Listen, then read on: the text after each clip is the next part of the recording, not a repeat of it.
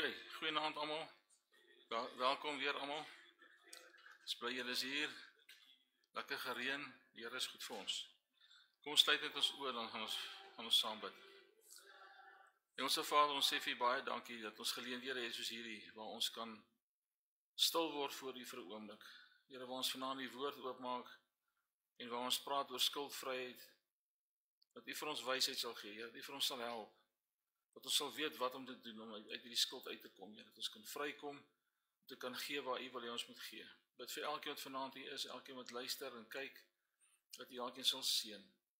En ons dank U in Jesus naam. Amen. Ok, julle het huiswerk gehad. Julle moes gaan van my optel hoeveel skuld het jy? Ag, hoeveel rente betaal jy elke maand? Jy hoef nie vir my te sê nie, maar jy het dit gaan doen. En? Baie. Ja. Rente maak 'n ou moeg. Alright. Skuld is in werklikheid 'n daaglikse worstel. Dis regtig nie lekker om in skuld te wees nie. Ek dink julle, die ouens wat in skuld is, weet dit. Nou mense het sekere goed wat jy moet skuld maak voor. Tensy jy nou ryk erf. Huislening, kredietkaart skuld, motorpaaiemente, studie of mediese skuld. Dis alles dinge wat 'n mens moet aangaan, vir alle ou se huis as jy 'n huis koop. Dis baie geld. En is 'n lang tydperk wat jy gaan afbetaal. Motors ook. Wat betaal ou deesdae tot 7 jaar aan 'n kar. So dit kan baie skuld wees. So dit plaas 'n emosionele en 'n geestelike druk op 'n ou wat 'n ou nie regtig wil hê nie. Nou kom ons kyk net na 'n paar redes vir skuld. Noodsaaklikheid, dinge wat gekoop of gedoen moes word. Dis gebrek aan wysheid en behoefte ten opsigte van behoefte, begeerte en hebsug. Nou ek het nie in hierdie kursus gepraat oor behoefte, begeerte en hebsug nie. Hebsug is geldgierigheid. So ek dink almal weet wat dit is. Behoefte is dit wat die Here ons gee. Matteus 6. Kos, klere, verblyf, werk. Ek glo dis als behoeftes. En dan begeertes, daar's goeie begeertes en slegte begeertes. So ek het 'n begeerte om meer vir die Here te lewe. En dieper in sy woord te studeer. Dis 'n begeerte by my. So dis 'n begeerte by my om te kan gee in God se koninkryk. Daar's ander ons wat slegter goed dalk begeer. Dis my begeerte. Dis om nader aan die Here te kom. Dan ongedissiplineerde aanwending van jou geld en aankope van onnodige dinge. Ek dink as jy 'n lys gaan maak van dinge wat in jou huis staan, wat wit olifante is, dan dit is nogal scary. Skuld wat jy geërf het weens verskeie redes. Jy kon dalk vir iemand borg gestaan het wat jy vertrou het en die persoon het jou in die steek gelaat, of jy dalk deur 'n egskeiding gegaan waar daar 'n klomp geld moet betaal word of sulke klas goed. Skuld is 'n produk wat aan ons bemark word op 'n daaglikse wyse. Jy kan omtrent by enige klerewinkel instap vandag met soveel min kredietwaardigheid en hulle sal jou 'n kredietkaart gee of 'n winkelkaart gee en krediet daarmee saam. Skuld is baie groot besigheid en jy betaal maar te getrou en te dankbaar aan die rente daaraan. Skuld is 'n groot besigheid, ons moet dit weet. Dis 'n besigheid, dis nie net sommer iets wat ons het nie. Mense maak geld met skuld. Nou is dit sonde om skuld te hê. Romeine 13 vers 8 sê, wees aan niemand iets skuldig nie, behalwe om mekaar lief te hê, want hy wat 'n ander lief het, het die wet vervul. So, dit gaan oor, as ek my skuld kan klaar betaal kry. Ons gaan nou 'n hele paragraaf daaroor gesels. Maar hier sê Paulus vir ons, moenie skuld maak nie, behalwe om mekaar lief te hê. Daar word nêrens in die Bybel gesê, dis sonde om skuld te maak nie. Maar daar word wel gesê, dis verkeerd as jy dit nie terugbetaal nie. So ons kan nou daarby kom. Hoe skuld jou geestelik kniehalter? Die skrif waarsku ons op baie maniere dat skuld meer is as net finansiële saak. Dis 'n hart en 'n sielsaak. Julle sal onthou ons het gepraat oor rentmeesterskap. Om 'n onbetaalde skuld te leef kan 'n verslawende greep op ons gees kry en veroorsaak dat ons fokus wegskuif van God en sy voorsiening. As jy skuld het, kan jy nie gee soos die Here vir jou sê om te gee nie, want jy het dit nie om te gee nie. Skuld maak jou slaaf van menslike meesters. As jy krediteure het, dan moet jy maar elke maand betaal. Die ryke heers oor die arme, en hy wat leen is 'n slaaf aan die man wat uitleen. Spreuke 22 vers 7. Die ryke heers oor die armes. As jy nie kan betaal nie, het jy 'n probleem. Wanneer jy geld skuld, plaas jy jouself onder die heerskappy van daardie skuld en kredietgewer. Jy moet dit betaal, dit is 'n moet. Jou vryheid om God onverhinderd te dien word ingeperk en jy moet eers aan jou skuldenaars tevrede stel. Is dit ek wat omval? Nee. Skuld verdeel ons loyaliteit en vertroue. Jesus het onontwonde gesê dat ons nie twee Here gelyktydig kan dien nie. Jy kan nie God en Mammon dien nie. Matteus 6 vers 24. Jy kan net God dien of jy kan geld dien. As jy heeltyd na geld gaan jaag, gaan jy nie vir God kan dien nie. Dis maar soos dit is. Ons behoort God te vertrou om in ons behoeftes te voorsien in plaas van om te begin staatmaak op lenings en krediet. Dit is so maklik om 'n kredietkaart te swipe en te sê okay, daar gaan hy. Maar ons moet dit nie, ons moet daarvan wegkom. Hebsug en gierigheid word in die Bybel met afgodediens vergelyk of gelykgestel. Ek het baie keer al gesê, as ek kyk na die Ou Testament se konings, hoe hulle droog gemaak het, daar was maar weinig van die konings in Juda wat die Here gevolg het. In Israel was daar niemand nie. So, en hulle het elke keer hulle ingeval by afgodediens. En die Bybel sê vir ons afgodediens is gierigheid en hebsug. So as jy daar is, kom weg daar ouens asseblief. Skuld bring kommer, stres, geestelike neerslagtigheid. Finansiële druk as gevolg van skuld veroorsaak intense angs en bekommernis. Jy weet self as jy aan die einde van die maand rekeninge moet betaal.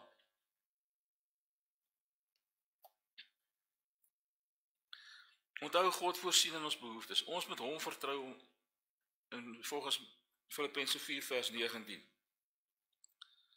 En ek bid dit omtrent elke Sondag as ek die offergawes opneem. Want hy sê my God sal voorsien in al julle behoeftes, na al sy rykdom en heerlikheid in Christus Jesus. So ons dien 'n God wat voorsien, 'n God wat vir ons sorg. Jy verloor jou vreugde van jou verlossing as jy fokus jy verloor die vreugde van jou verlossing en die fokus op God se voorsiening as jy dit nie doen nie. Sonde kan lei tot sonde en versoeking. Skuld gebeur nie in 'n vakuum nie. Dikwels is dit as gevolg van ander probleme soos materialisme, ongeduld, gebrek aan dissipline. Jy moet dit vir jouself gaan uitmaak. Dit wat jy skuld vanaand. As gevolg van wat is dit? Ons het nou gekyk na 'n paar redes vir skuld. Wat is die rede hoekom daar skuld is? En dit moet jy aanspreek, die wortel van die ding moet jy aanspreek. Liefde vir geld, sê 1 Timoteus 6 vers 10, is die wortel van alle ewels. 1 Timoteus 6 vers 6 sê, maar die godsaligheid saam met vergenoegdheid is 'n groot wins. Godsaligheid saam met vergenoegdheid. Skuld kan lei tot ander sondes. Mense kan onder erge druk kom en hulle kan oneerlik wees. Ek kan onthou in die beginjare van die besigheid het ek ook 'n kaart as ek geld gespandeer het op uitete, dan het ek dit geboek deur die besigheid. Tot so 'n hele paar jaar terug het die Here met my begin praat en ek het begin besef maar dis mos nou nie reg nie. En ek het dit gelos. So as ek nou gaan iets uiteet of ek doen iets, dan doen ek dit met my eie geld. Ek doen dit nie met die besigheid se geld nie. Ek trek dit nie af nie. Want dis nie vir my eerlik nie. So ouens kan finansiële situasies bedek, belasting selfs ontduik, selfs diefstal pleeg. Dis nie altyd verkeerd om 'n huis of studie op skuld aan te gaan nie, maar die gesindheid van die hart moet so wees dat jy nie arrogant is nie. Dit is nie 'n probleem. Soos ek sê, as jy gaan geld leen vir studies vir jou kinders of selfs vir jouself, of jy leen geld by die bank om 'n besigheid te begin. Ek moes geld gaan leen het by mense om die besigheid te begin. Ek moes ook 'n huis gekoop het waar ek geld moes gaan leen het. So almal is daar. Skuld skaad jou getuienis en karakter. Die Bybel dui dat die gelowige skuld moet terugbetaal. Goddelose leen en gee nie terug nie.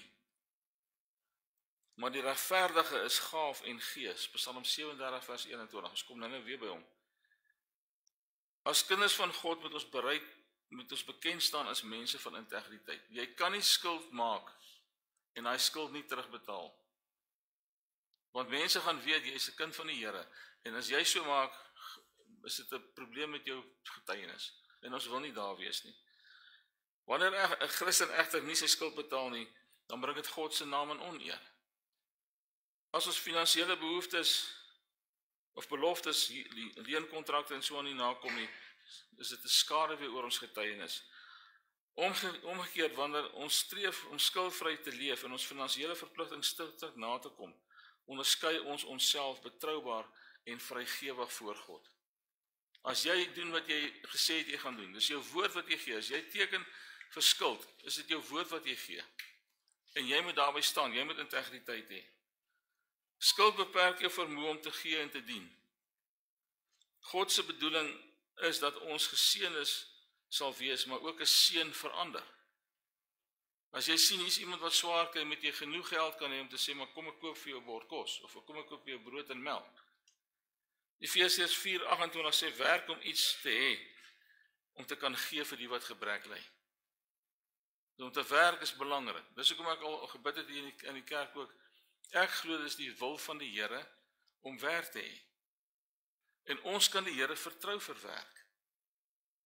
Ek sê nie ons moet miljoene rande salarisse kry nie, maar die Here sal voorsien. En daarom weet ek, as hy sê, as ek volgens sy wil bid, dan sal hy vir my gee wat sy wil is. En dit is sy wil dat ons moet werk.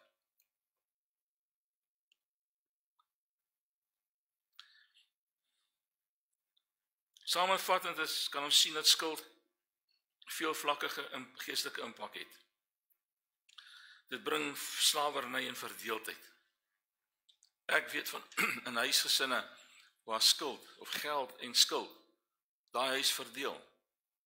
En dis nie lekker nie. Skuld op sigself, het ek gesê, is nie sonde nie, maar nêrens in die Bybel word dit positief uitgelig nie. Dit word nêrens aanbeveel nie. Bybelse beginsels oor skuld en rentmeesterskap. Ek gaan weer net so 'n klein bietjie oor rentmeesterskap praat. Ek weet ek het verlede week daaroor gepraat. Maar ek wil net weer beklemtoon. Die Bybel gee vir ons nie 'n eenvoudige verbod soos jy mag nie leen nie of jy mag nie steel, skuld nie. Jy mag nie steel nie. Trouwens, die wet maak voorsiening dat lenings sonder rente gemaak is in die Ou Testament. Daar het ek vir jou die skrif gegee op jou notas. Daar was skuld in die Ou Testament. En dan na 7 jaar en na 50 jaar is daar seker van daai skuld teruggegee en afgeskryf.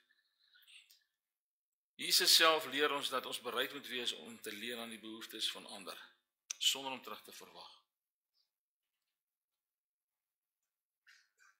Hier's 'n paar kernbeginsels. God besit alles, ons is die rentmeesters. In die tyd behoort julle dit nou al te weet. Die aarde behoort en alles wat daarop is behoort aan die Here. Psalm 24 vers 1. Ons het gesien dat ons rentmeesters is wat oor God se eiendom aangestel is en ons moet hierdie gawes reg bestuur. Dit help nie ons doen dit nie reg nie. As rentmeesters behoort ons ook willens en wetens in situasies in te gaan wat finansiële integriteit sal bedreig nie. Jy kan nie net gaan sommer net teken nie. Jy moet, en ons het verlede week gepraat oor begrotings. Dis belangrik dat 'n man en 'n vrou in 'n huwelik saam gaan praat oor hulle begrotings. Dit gaan saam praat oor die skuld. Die een ou kan nie gaan skuld maak en die ander probeer die skuld afbetaal nie. Dit moet saamwerk. Nêrens 'n skuld word nie verbied nie, maar word ontmoedig. So nêrens in die Bybel is dit 'n sonde nie. Daar is omstandighede waar skuld 'n nodige instrument is. Ons het gesê huis koop, besigheid begin, studies betaal vir jou kinders. Dit beklem, maar dis 'n kwesbare posisie waarin jy is. Want jy stel jouself bloot om skuld te hê. En ons het reeds gesien in Romeine 13 vers 8 dat die Here, Paulus sê, ons moet nie skuld hê behalwe om mekaar lief te hê nie. En dis belangrik. Betaal jou skuld stiptelik terug. Ek gee weer daai versie. Psalm 37 vers 21. Die goddelose leen en gee nie terug nie. maar die regverdige ontferm hom en gee. So daar kan jy baie duidelik nou sien, die goddelose het nie 'n saak of hy daai geld teruggee of nie. Hy het nie die integriteit, of sy het nie die integriteit om die geld terug te gee nie, maar hy wat regverdig is voor die Here, hy gee en hy ontferm hom oor mense. Indien jy dus wel skuld aangaan, is dit belangrik, betaal dit terug. Dit is goddelose wat lede nie terugbetaal nie, die regverdige sal sy verpligting nakom en selfs vrygewig gee. Ek glo as ek vandag vir julle vra, wie sal graag meer wil gee as wat hy gee, gaan almal hulle hande opsteek. Ons is nie in daai posisie altyd nie. Moenie bors staan, jy gaan nie baie hieroor sê nie, daar is party plekke waar jy vir jouself bors staan.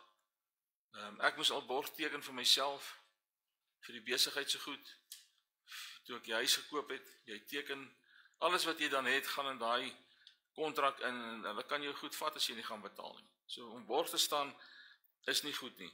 Spreuke 17 vers 18 sê, dit is gebrek aan verstand, as iemand handslag gee en bors staan vir sy naaste se skuld. Ek weet van ouens wat hulle kinders gehelp het en borg gestaan het daarvoor, en die kinders het nie terugbetaal nie. En daai ouens is in die moeilikheid. Leef binne jou middele en wees tevrede. Hebreërs 13 vers 5 sê die volgende: hou julle lewe vry van geldgierigheid. Wees tevrede met wat julle het, want God het self gesê, ek sal jou nooit begewe en jou nooit verlaat nie. Ons het verlede week ook gekyk na daai skrifgie. En is in die konteks van geld wat die Here dit sê. Die Bybel prys nugterheid en beplanning. 'n wyse man spaar kos en olie, maar 'n dwaase verkwis alles op eenmaal. So dis maar iets wat ons ter harte moet neem. Die wêreldse lese koop en betaal later. Dis die wêreldse lese. Kom, swipe jou kaart, vat krediet, betaal later. Maar die Bybel sê, spaar nou sodat jy later het. Soek God se koninkryk. Jesus maak 'n belofte in Matteus 6 vers 33. Hy sê, soek eers die koninkryk van God en sy geregtigheid, en hy sal vir jou ander goed byvoeg wat jy nodig het. En ons weet ook in Matteus 6 staan, dat die Here weet wat ons nodig het nog voor ons hom vra. Ons het klaar gesien, hy sorg vir ons.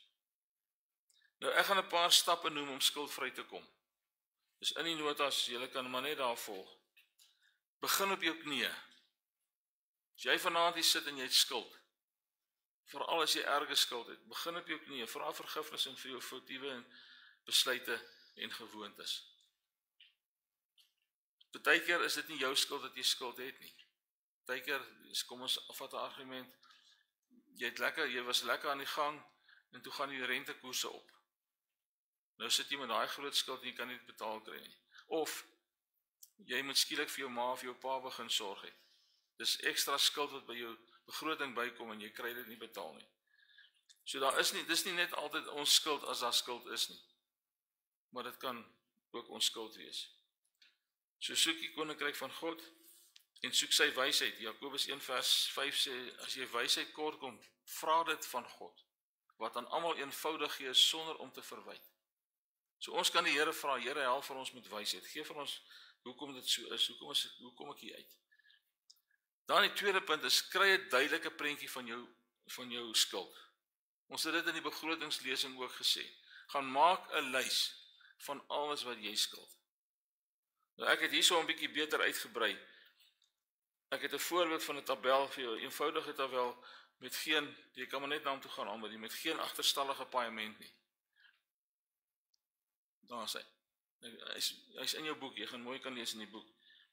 Byvoorbeeld het jy in tabel 1 'n kredietkaart skuld met R15.000, die rentekoers is 20%, die minimumbetaling is R750 en die betalingstermyn is 24 maande. Persoonlike lening, winkelrekening. Hier het jy geen agterstallige paaiement nie. Jy betaal getrou voor jy moet betaal. Indien jy agterstallig raak, kan jy die volgende tabel opstel.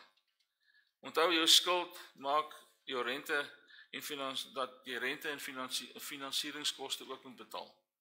Dit voeg geld by Reken jou totale skuld en maak 'n volledige lys daarvan. Onthou om die rente in te sluit. So jy sal kyk na tabel 2. Het ek sommer 'n voorbeeld daar neer gaan skryf. Ek het 'n motor, maandeliks betaal ek 1150. Ek is totaal agterstallig 3750. Totaal uitstaande 45000. Die termyn 36 maande, die rentekoers 11%. Die minimum bedrag wat ek elke maand moet betaal, moet ek gaan uitvind. Hallo Dorien. Kry vir jou stel notas as jy so hoor. So dit is maar net 'n voorbeeld. So as jy wil uit skuld uitkom, maak 'n lys van jou skuld. Groepeer dit by mekaar soos ek jou verlede week gewys het. Jy sit al jou kredietkaarte by mekaar, jou motoruitgawes, jou huisuitgawes en so aan. En as jy dan besig is om skuld af te betaal, maak so vir jou so 'n tabel, sodat jy kan weet wat is dit waar jy staan. Kommunikeer met jou skuldeisers. Moenie net weghardloop en niks sê nie. Kommunikeer. As jy vanaand hier sit en jy besluit vanaand jy gaan uit skuld uitkom, gaan ek jou nou wys die stappe wat ons gaan neem. Maar jy gaan na jou skuldeisers toe moet gaan en vir hulle sê, hoorie, hier's my budget. Dis wat ek kan betaal en dis wat ek gaan betaal. In plaas dat jy wat is hierdie debt counselors. Ouens help jou, maar jy boer agteruit daar en jy sit jou naam op 'n lys wat jy nie graag op wil hê nie. Indien jy net stil bly en nie praat nie, dan kan hulle dalk stappe teen jou neem, as jy nie kan betaal nie. Dan moet jy nog daarvoor ook betaal. So ek wil nie daar wees nie. Skep 'n realistiese en streng begroting en hou daarby. Ons het gepraat verlede week 'n hele lesing oor dit. Skep 'n begroting en hou by hom. Moenie afwyk nie as jy enigstens dit kan regkry.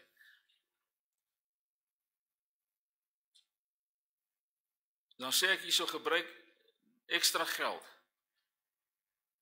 om jou prioriteitsskuld te betaal. So ons gaan nou sien, ons kom nou by hoe ons die skuld gaan hanteer. Soek wysheid of hulp by kundiges en vertrouelinge. Gaan praat met mense wat jy weet dit vir jou mee kan help. Ouens wat weet en wat deur hierdie prosesse gegaan het. Die Bybel sê in Spreuke 15 vers 22, planne misluk waar daar geen beraadslaging is nie. Maar die veelheid van raadgewers kom dit tot stand. So as jy met mense gaan gesels, moenie net die eerste die beste ou vat nie. Wat ek maak as ek kwotasies, ek moet iets bou by my huis of iets doen, dan kry ek kwotasies. En elke ou gaan vir my kom vertel hoe wil hy dit doen. En so leer ek. So nommer 1 kom, nommer 2 kom, nommer 3 kom. Ek gee elke keer vir hulle wat ek soek. En as ek by die eerste ou verby is, dan weet ek mos nou al wat hy sal doen. Dan kan ek dit in die volgende kwotasie bysit. So dis dieselfde met hierdie. Kry iemand of mense wat jou kan help met dit. Handhaaf getrou jou gee en tiende gewoonte. Nou as jy baie skuld het, dan aanvaar ek gaan jy nie jou volle tiende kan gee nie. Want jy het skuld. Soos ek verlede week gesê het ook, kom ons begin met iets. As jou tiende sê nou maar R500 'n maand moet wees en jy kan net 100 betaal. Gee dan daai 100 met 'n regte gesindheid en vertrou die Here om uit skuld uit te kom. En soos wat jy dit kan regkry, kan jy dit vermeerder. So baie keer as ouens in finansiële nood kom, dan stop hulle. Hulle gee glad nie verder nie. Want dit is nie wat ons wil hê nie. Stel God eerste en bly daarby. Lukas 6 vers 38 sê, gee en aan julle sal gegee word. Gee en aan julle sal gegee word. 'n Goeie maat, ingedruk, geskit en oorlopend. Nou dink by jouself, ek vat 'n sak en iemand gooi vir my mielies in daai sak. Ek skud hom, ek stamp hom, ek skud hom, ek stamp hom. Ek maak daai sak vol. So sê die Here, 'n goeie maat wat ingedruk, geskit en oorlopend is, sal hulle in jou skoot gee, want met dieselfde maat waarmee jy meet, sal vir jou gemeet word. So dis belangrik.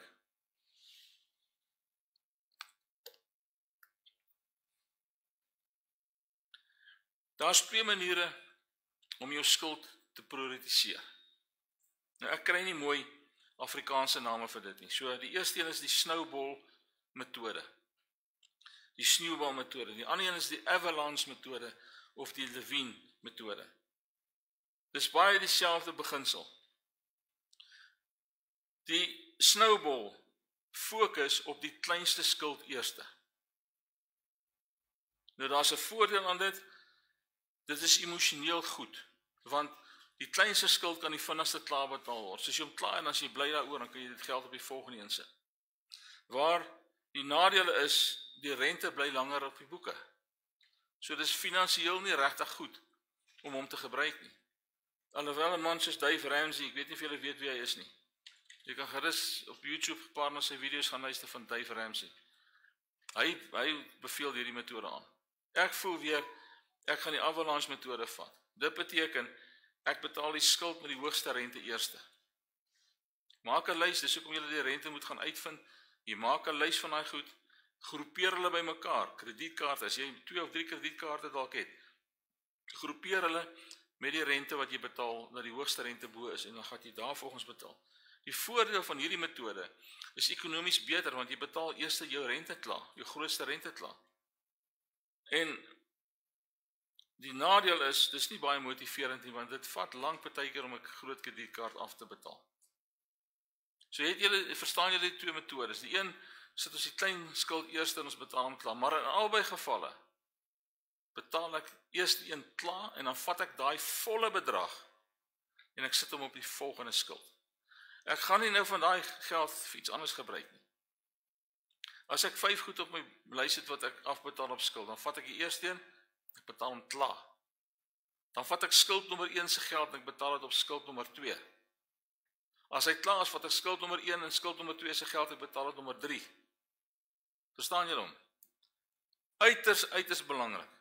As jy gaan hier by die derde punt kom en jy begin sê, ag nee, ek kan weer skuld gaan maak of ek kan nou iets anders te gaan koop, dan werk jy teen jouself. So dit is nie wat ons wil hê nie. So daar's 'n strategie. Lys al jou skulde, byvoorbeeld die kredietkaart, die winkelrekening, die studierekening, persoonlike lening, soos ons hier bo vir jou aangedui het. Besluit watter metode gaan jy gebruik, die sneeubal of die stortvloed metode. So wat een gaan jy gebruik? Betaal die minimum op al jou skuld. So jy weet nou teen die tyd jou budget is opgestel. Jy weet wat is jou skuld? Jou skuld is van die hoogste rente na die laagste rente en jy weet wat is die minimum bedrag wat op elke punt van jou skuld betaal gaan word. As jy 3 kredietkaarte het, dan weet jy, dis die hoogste rente, dis wat ek die meeste skuld, dis die minimum bedrag, R300 of whatever. So jy weet daai goed. Betaal die minimum op die skuld, soos ek gesê het, gebruik ekstra geld om skuld af te betaal, soos wat jy besluit het op watter metode, en as dan daai bedrag klaar is, dan rol jy dit oor na die volgende een toe. Herhaal nou aan tot jy skuldvry is. Jy hoef my nie te antwoord nie, maar kom ons vra vir jou so. Hoe lank het jy gevat om die skuld te kom wat jy is? Dit het dalk 'n paar jaar geneem om daai skuld te maak. Baie ouens gaan, ek weet pastoor Andries praat ook, ek glo pastoor Konrad en Bianca praat ook daaroor as hulle, en ander keer as hulle met mense praat wat trou, in plaas van om 'n R100,000 se huwelik te gaan beplan, vat liewer daai geld en betaal skuld klaar. Moenie gaan skuld maak op so iets nie. Hou dit liewer klein. Ek weet ook van ouens wat toe hulle getrou het, klomp skuld gaan maak het, huis gekoop het, meubels gaan koop het, en al daai goed is skuld. So daai 2 ouens wat nou in hierdie huwelik instap, sit met al hierdie skuld, en dit is nie goed nie. So ek wil vir jou net sê, dis partykeer 'n lang paadjie, wat dit jou gaan vat om skuldvry te kom. Dis nie maklik nie. Dit gaan absoluut vasbyt kort. Jy kan ook konsolidasie of herfinansiering oorweeg. Konsolideer is een van die dinge wat 'n mens kan doen, is as jy byvoorbeeld 'n huislening het, dan kan jy op jou huislening 'n ekstra verband mos vat. Of jy kan hom herfinansier, die volgende een. En dan vat jy genoeg geld om al jou skuld te delg. Die voordeel van dit is jou huislening is oor 'n langer tydperk. Ons gaan nou by die huislenings kom. So jou paaiement wat jy betaal is minder. So dan kan jy al die geld wat jy het op daai een rekening sit. So dis wat konsolideer beteken. Herfinansier beteken maar net ek herfinansier teen 'n goedkoper rentekoers. En jy moet maar 'n bietjie rondkyk. Hou die banke dop, hou die rentekoerse dop en gaan hoor. So ek gaan nie te veel oor konsolideer praat nie, maar ek wil net 'n paar goed vir jou noem. Ek het eintlik taal gelees, so almal jy moet maar net byhou soos dit ek aangaan. As jy 'n tweede verband doen, as jy konsolideer, ouens, maak 100% seker jy spandeer nie daai geld op onnodige goed nie. Kom ons vat argumente onthou jy skuld R600,000 op jou huis. Jy gaan en jy skuld R100,000 ander skuld, kredietkaarte, huislenings, klere rekenings en so aan. So jy skuld in daai R700,000, dan gaan herkonsolideer jy of jy herfinansier vir R700,000 oor 'n 20 jaar tydperk, oor 'n 15 jaar tydperk. Beteken jou paaiement gaan afkom, want dit is 'n langer tydperk, en dan sit jy op daai ding alles wat jy kan. Moet net nie, as jy dit doen, ekstra skuld gaan maak. Nou, moenie sê, aangesien ek dit nou doen, gaan ek nou sommer die swembad bou, wat ek altyd wou bou nie. Jy kan my swembad vir die kom kry. As jy hom kan optel in jou plek sit, vat hom. Asseblief. So, moenie ekstra skuld gaan maak, as jy nou gaan in 'n lening gaan ekstra maak om hierdie skuld klaar te kry. Jou motivering is skuld moet weg. That's it. Okay, herfinansier het ek eintlik ook klaar oor gesels. Dan sê ek hierso by die punt 9, volhard en wees dankbaar. Die pad na skuldvryheid is soms lank. Dit is 'n proses. En dit is nie maklik om dit te doen nie. En jy verloor baie keer moed. Jy sit met daai goed, soos ons verlede week gesê het, jy probeer jou bes en dan skielik breek iets. En dan moet jy nou daai ander geld vat wat jy afbetaal op die skuld en nou moet jy daai ding wat gebreek het met jy nou vervang. Ons het gepraat oor 'n noodfonds verlede week, jy sal onthou. So daar's drie groot uiterste goede wat die mens moet betaal. Nommer 1 is jy gee wat die Here toekom. Nommer 2 is jy spaar 'n noodfonds. Ten minste 1, maar verkieslik 3 maande se salaris vooruit in die bank. En dan derdens betaal jy jou skuld af. Dis waarop jy fokus. Dis jou vyande. Bou 'n noodfonds het ek nou klaar gesê en wees vrygewig. So ons wil by 'n plek kom waar ons kan daai skrifgie van Lukas wat ons nou nog gelees het, gee aan jou sal gegee word, ingedruk oor mate vol, sal hulle teruggee vir jou. Ons wil daar kom. Ons wil kan gee sodat die Here vir ons weer gee sodat ons weer kan gee. Ons is nie van die ouens wat sê soos die prosperity gospel ouens sê maar ek saai saad sodat die Here my kan voorspoedig maak nie. Dit is nie waaroor dit gaan nie. Dit gaan oor ek gee vir die Here se werk en ek gee vir mense wat hulp nodig het. Sodat as die Here vir my weer gee, ek meer kan gee. Ek gee nie om skatryk te word en nou af te tree nie. Ek bly gee om te gee. Dis die hele punt. So ek vermy nuwe skuld en ek vermy leksede en nie noodsaaklike uitgawes. Ek vermy dit. Ek gaan nie daar nie. Ek het ook al baie keer geld gemors en goed gaan koop wat ek nie nodig het nie. Maar my staan ook goeders wat ek nie moes gekoop het nie. Geen nuwe lenings, geen verdere kredietkaart gebruik van vanaand af. As jy besluit dis wat jy doen, dan maak jy vanaand klaar met die kredietkaart. As jy hom nie kan hanteer nie, dan knip jy hom vanaand stukken. Maar jy knip hom nie stukken voordat jy nie by die bank was en gesê het jy gaan die kredietkaart sluit nie. Jy doen dit wettiglik. Want knip jy hom net, hulle weet nie jy het hom geknip nie. Hulle dink hulle gaan nog elke maand jou geldjies kry by jou. En hulle gaan bankkoste vir jou vra. So as jy besluit jy sny hierdie kredietkaart stukken, maak seker die bank weet daarvan en hulle gaan nie verder met jou karring nie. Jy kan hom natuurlik nie stukkend knip voor jy die ding klaar betaal het nie. OK.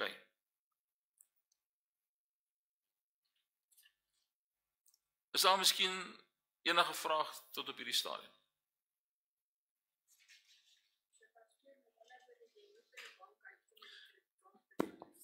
Ja. Ja. As jy 'n kredietkaart wil stop, maak seker jy is by die bank, die goedkeuring word gegee. Jy het 'n brief wat sê maar jy het gestop met die kredietkaart. Maar dan betaal jy hom net letterlik af. Jy betaal hom af. Elke maand soveel as wat. Onthou sê net maar jy het 3 kredietkaarte. Dan vat jy nou die hoogste rente eerste. En jy vat alles wat jy in 'n maand oor het en jy sit hom op daai kredietkaart. Hy's nou klaar gesluit. Jy het vir hulle gesê jy gaan nie verder op hom uitwerk nie. Maar hulle gaan hom 10 nie sluit as daar nog geld geskuld word op hom nie. So jy gaan net bly betaal totdat hy toe is. Dan maak jy hom toe. Dan sê jy van jou rekening bestaan nie meer en jy wil hom sluit. Maar jy gaan hom nie kan sluit as daar nog geld op hom uitstaande is nie. Maar as jy dit vir hulle sê, beteken dit dan dat jy gaan nie, want vir my voel dit jy betaal forever en daai ding kom net nooit. Dit is forever. Dit is forever. Ongelukkig is dit so. Nog iemand? Ons gaan nou lekker tyd hê om vrae te vra. Ek wil net seker maak, is almal seker dat julle verstaan die prioritisering van jou skuld? Die 2 metodes wat daar is. Jy verstaan hoe die begroting gaan werk, hoe jy die groot goederes bymekaar gaan sorteer, sodat jy presies weet wat aangaan. As jy wil hê ek moet jou byvoorbeeld help en jy kom na my toe, moenie kom en vir my kom sê ja, sal jy my asseblief help nie. Jy moet aankom by my met jou begroting, jy moet aankom met daai tabelle wat ek jou hier gewys het. Dis die geld wat ek skuld, dis wat ek agterstallig is, dis al my goed mooi saamgegroepeer, kom ons kyk daarna. En dit gaan jy nie net met my doen nie, by enige plek waar jy gaan hulp vra, is dit wat jy gaan moet doen. Jy moet die kennis van jou skuld hê. Want jy moet die skuld se baas word, nie hy jou baas nie. Goed, ek het hier 'n opskrif in hoe om jou huislening vinniger af te betaal. Nou ek weet nie of iemand is wat skuld het nie, huislenings het nie, ek aanvaar so. Right, nou kom ons kyk 'n bietjie daarna. Nou, dit is baie dieselfde as die kredietkaart. Ek gaan nou vir jou 'n volledige gedeelte gee oor hoe betaal jy 'n kredietkaart vinniger af. 'n Huislening of 'n verband is vir baie mense die grootste en langste skuld wat hulle het. Obviously. Jy gaan leen 800, 100, 'n miljoen rand, 1.1 miljoen rand. Vandag koop jy nie meer in tuine in Boysen se huis, dink ek van onder 'n miljoen rand nie. So as jy skuld, miskien het jy nou al ruk afbetaal op die ding, as jou skuld dalk nie meer so baie nie, maar jy gaan nie sommer 'n huis koop vir minder as dit nie. En die meeste van die ouens vat die huislening oor 20 jaar of oor 30 jaar. So jy gaan vir 20 en 30 jaar gaan jy betaal aan hierdie ding. So vir my, baie mense sê ja, maar eintlik om 'n huislening te hê is goeie skuld. Ek stem saam aan die een kant, want dis iets wat jy opbou, dis 'n bate. En die wonderlikste ding is as jy oud word, soos ek en Frik. En julle, as ons begin ouer word en jy het nie meer nodig om op 'n huis te betaal nie. Ouens, dis wonderlik. Jy het nie skuld op jou verblyf nie. So alles wat jy doen, probeer daar kom dat as jy by 55, 60 kom, dat jy nie skuld op 'n huis het nie. Betaal ekstra en kry die ding verby. So ons kyk na 'n paar strategieë om die verband vinniger te delg. Betaal ekstra op kapitaal wanneer jy kan. Kapitaal, weer eens is 'n ding wat jy na die bank toe gaan, waar jy jou lening het, en jy reël met hulle dat jy die geld wat jy ekstra betaal, gaan op die kapitaal af. Meeste banke doen dit outomaties, maar party doen dit nie. Dan betaal jy die goed en dan lê die goed daar, dan gaan dit nie af op die kapitaal nie en dan bly jy rente betaal. So as jy kan en jy gee ekstra, gaan nou vir jou 'n grafiek wys. Dan sit jy dit op die kapitaal. Maak seker jy het 'n reëling met die bank. En jy het op skrif as dit moet. Wat sê, okay, maar ek betaal nou elke ekstra sent op die kapitaal. Jy sal nou sien op daai grafiek as jy R500 vat 'n maand.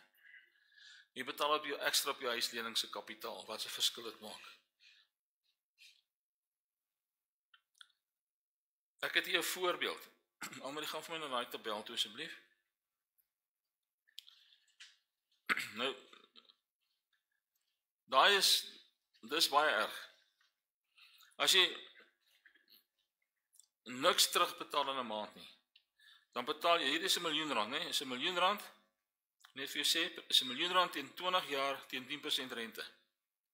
As jy vir R1 miljoen 'n lening gaan uitmaak, gaan jy op die einde R2.316 miljoen terugbetaal. Kan jy sien hoe baie geld is dit? As jy niks ekstra gee nie, jy gaan 20 jaar betaal. As jy R500 'n maand meer betaal op jou kapitaal, dan gaan jy R2.1 miljoen betaal. Dis al klaar is 'n spaar van R211.000. En jy gaan jou paaiement, jou tydsbetaling 17 maande maak in 2 maande. 17 jaar in 2 maande, ekskuus. En so gaan hy aan as jy R1.000 of R2.000 kan meer betaal. So nou, kom ons sê jy sit met 'n R900 of R800.000 huisskuld op die oomblik. Maar jy sit met 2 of 3 kredietkaarte wat ook uitgemax is. Dan maak jy vanaand die besluit en sê ek gaan my kredietkaarte eers klaar betaal. En soos jy jou kredietkaart klaar kry, as jy daai kredietkaarte klaar het, dan vat jy daai volle bedrag en jy sit hom op jou huis. En jy begin op kapitaal afbetaal. Dit help nie jy probeer nou op 10 plekke gelyk betaal nie, dit gaan nie werk nie. Jy kan nie kredietkaarte afbetaal en R500 'n maand, van daai R500 en sit hom op die kredietkaart dat jy hom klaar kry. En dan gaan jy met die huis aan. Sit vir my daai grafiek net op asseblief, Almarie. Ek gaan hierdie grafiek vir julle WhatsApp op die groep. Jy kan hom aflaai op 'n rekenaar, as jy Excel het, kan jy hom gebruik. Ons wag net vir Almarie. Almarie, ons wag vir jou.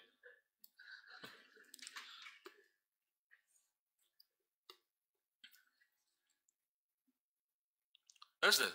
Nee, dan moet jy my toe maak. Los hom, ek sal as ons klaar is met die lesing, sal ons hom opbring. Dan kyk ons na. Dan 'n volgende metode, of ding wat jy kan doen, is betaal 2 weekliks op jou huispaaiement. Nou dis 'n interessante een, want ek het hom eers nie lekker verstaan nie. Ek het dit nooit so gedoen nie. Maar as jy elke 2 weke betaal, dan betaal jy eintlik 'n ekstra volle maand se paaiement teen die einde van 'n jaar. Want jy betaal 26 bedrae. So 52 weke, jy betaal 26,5 sessies, dit gee vir jou 13 betalings. So jy betaal 'n volle paaiement ekstra per jaar. Jy sal dit net moet reël met jou bank. En probeer die ding betaal voordat die rente toegeken word. Betaal hom af en dan kom die rente by. Anders sit die rente by en dan moet jy weer betaal. So die tydsberekening is nogal belangrik. Verkort dalk die leningstermyn as dit moontlik is vir jou. Weereens, jy sit dalk met klererekeninge, jy sit dalk met 'n persoonlike lening, jy sit dalk met kredietkaarte. Daai goed is die belangrikste, want dit vreet die meeste rente. Daar's van daai goed wat tot 20% rente het en dalk meer. En jy wil nie daar wees nie. So, maar as jy kan, en jy het jou kredietkaart en al die ander skuld klaar, en jy begin afbetaal op hierdie huis van jou, dan kan jy, of jy kan net bly betaal op die kapitaal soos ek jou nou gesê het, of jy kan na die bank toe gaan en sê jy wil jou termyn verander. Jy wil hom toch vir jou herbereken, en jy wil dit nou oor 15 jaar betaal byvoorbeeld. En dan kan hulle vir jou dit herbepaal. Natuurlik gaan die paaiement dan hoër wees, maar jy wil die ding klaar betaal. So hoe korter jou termyn word, hoe hoër word jou paaiement per maand. Maar hoe minder is die rente. Ons het nou 'n voorbeeld, ons het daarna gekyk, ons hoef eintlik dit nie weet te sê nie, R1 miljoen verband oor 30 jaar teen 10% rente, betaal jy omtrent 3 keer die bedrag wat jy geleen het. Dis baie geld. Dis baie geld. En die bank is maar te gretig om te sê dis reg. Hulle werk op saamgestelde rente. So dit is maar wild. Ek het klaar gepraat oor herfinansiering teen 'n laer rentekoers. Ek dink nie ek gaan dit nou weer praat nie. Ek hoop jy hou, ek praat nou 'n bietjie te mekaar vanaand, Almarie, ek hoop jy hou by.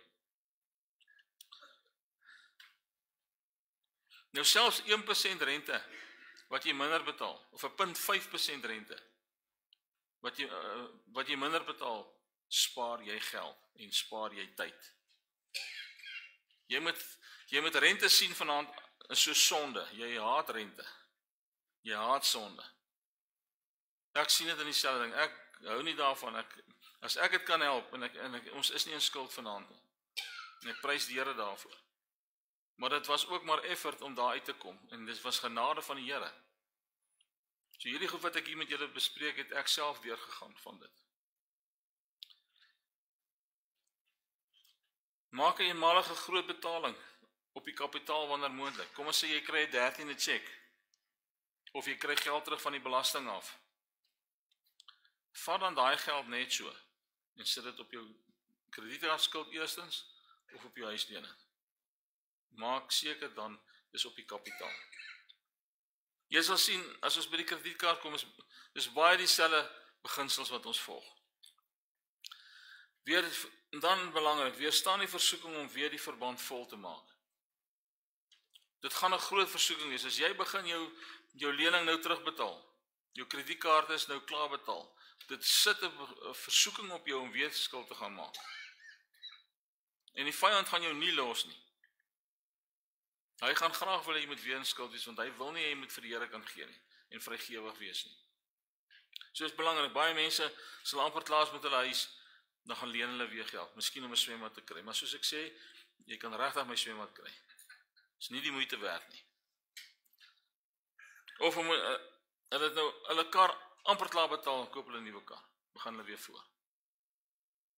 OK, ek het genoeg daaroor gesê. Hou jou lewensstandaard onder jou verdienste.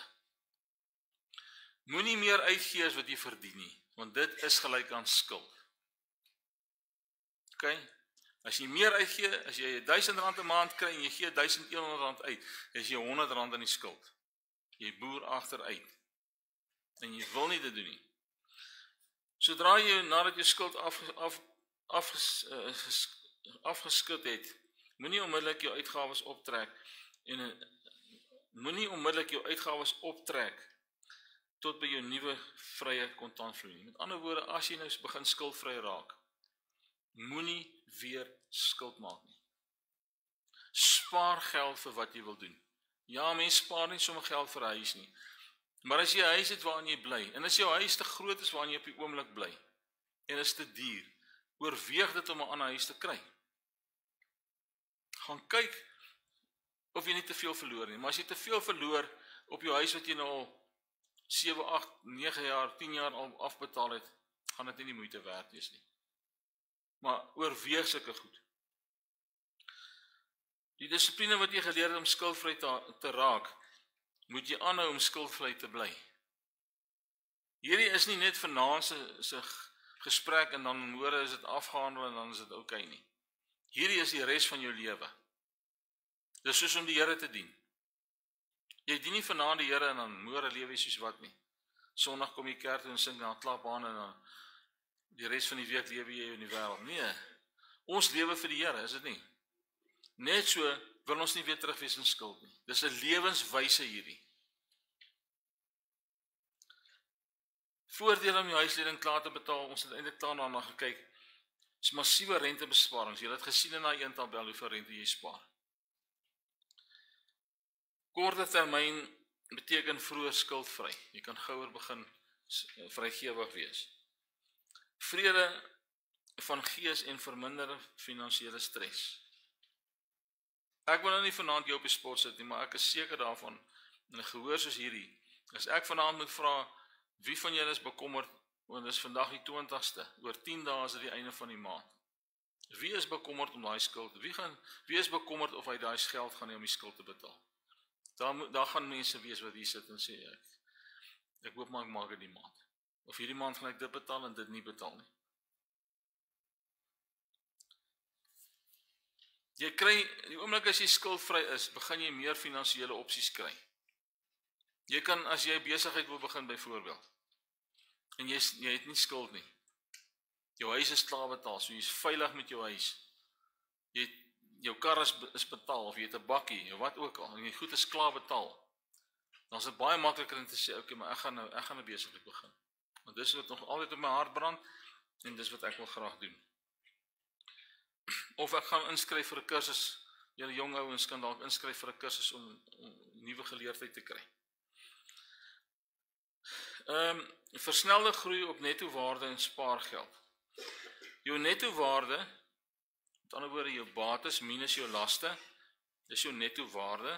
Neem dadelik 'n sprong want jou laste val weg. Jy skuld, kom ons sê jy het R1 miljoen geskuld en jy het 8, 9, 10 jaar betaal aan daai skuld en nou is dit afgehandel. Dit beteken jy is nou kredietwaardig. Moet net nie daai kredietwaardigheid gebruik om weer te gaan skuld maak nie. Want dan ploeg jy regtig agteruit weer. Jy het nou al hierdie moeite gedoen om uit skuld uit te kom. Dis soos wat 'n ou verslaaf is aan iets. Ek het nou teruggeval aan die suiker aanbetref, dat ek het nou maar sommer bely. Ek het nou die laaste stuk 'n bietjie koek geëet. Ek eet nie chocolates nie, so as ek maak myself nou tevrede en sê ek, okay, maar ek eet daarom nie chocolates nie. Maar ek eet suiker. Lekker bly lekker. So nou het ek half teruggeval. Nou kos dit eeges effort om nou te sê, okay, maar ek gaan dit nou weer los. Ek mik maar vir volgende jaar Januarie as ons weer gaan vas, dan kan ek sê Here nou gaan ek vas. Ek kan almal die vas saam, ek sny daai goed uit. Dis dieselfde met skuld. As jy eers weer teruggeval het in skuld, dis mens wil nie daar wees nie. Dit bevry jou as jy skuldvry is, bevry dit jou kontantvloei sodat jy ander doelwitte kan bereik. Byvoorbeeld jy kan spaar vir jou aftrede. Jy kan die kinders of die kleinkinders se studies betaal. Jy kan dalk jou eie besigheid begin soos ek gesê het. Daar's baie goedjies wat 'n ou kan doen. En as jy skuldvry is daar minder risiko vir finansiële teëspoed. As hulle vandag kom en hulle maak die rentekoerse vir die huise 20%, dan my nie plan nie. Ek skuld nie geld op my huis nie. As hulle die rente meer maak, gaan ek net meer rente kry. Want ek spaar my geld. Ek het nie nodig om dit vir iemand anders te gee wat rente vra nie. En jy wil graag daar wees, ek weet, dit is belangrik.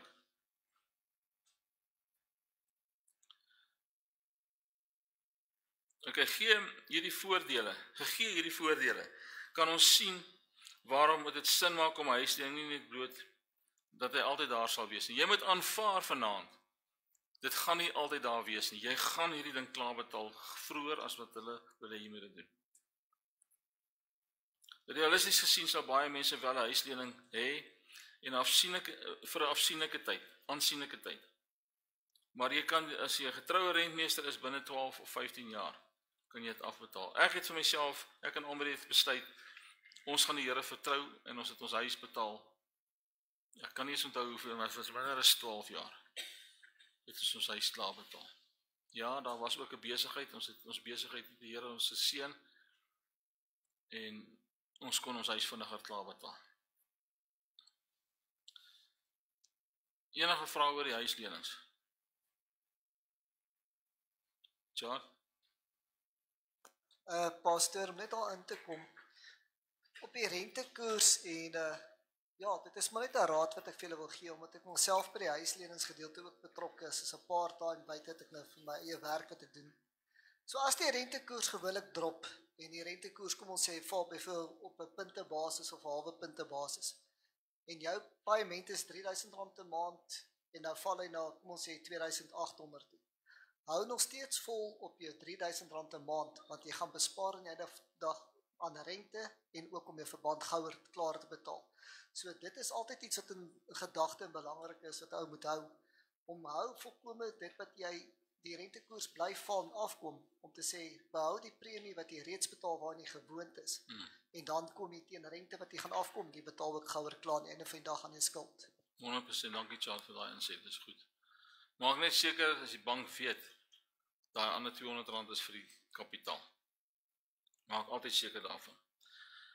Kredietkaartskuld. Ek dink ek het nou al baie gesê oor dit en baie van die goed wat ons doen met die huislening doen ons ook met die kredietkaart.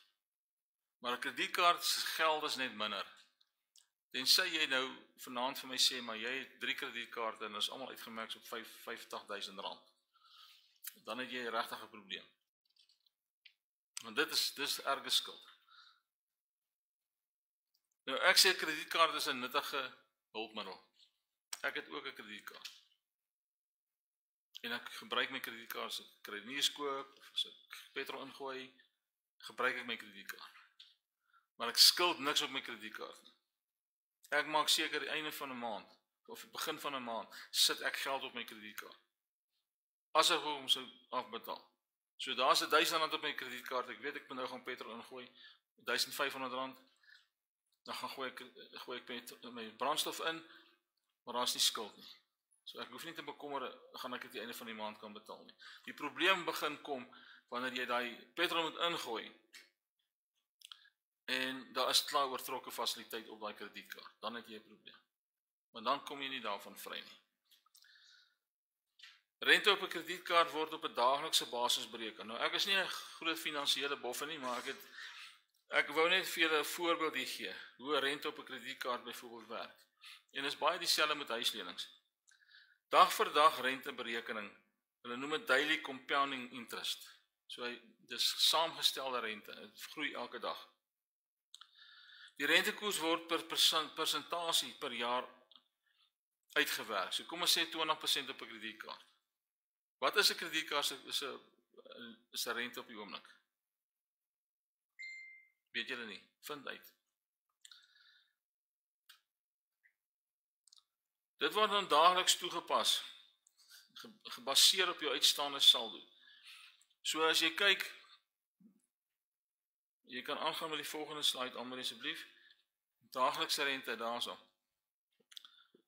Daar's 365 dae in 'n maand. So jy vat jou jaarlikse rentekoers, jy deel dit deur 365, maal jou uitstaande balans. So dat jou jaarlikse rente is 20%, dus is 0.2.